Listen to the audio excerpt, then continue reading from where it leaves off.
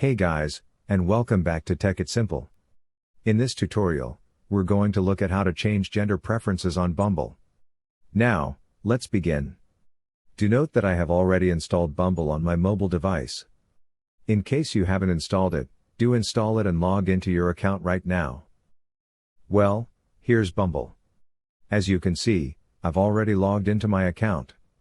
Now, let's look at how to change the gender preferences. At the top right, on the very rightmost section, you will find a button like this, right next to the undo button. Simply click on it, and then this will open up. Now, from here, you will see some options in basic filters. Do note that you can also go to advanced filters as well. But right now, let's simply focus on this who you want to date section.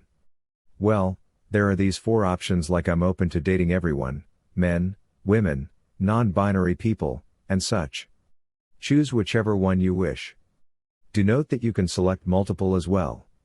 And once everything's okay, simply hit on apply. Well guys, that's it. That's how you change gender preferences on Bumble. It's as easy as that. Hope you guys found this video informative, and for more content like this, do remember to hit like, share, and subscribe. Thank you.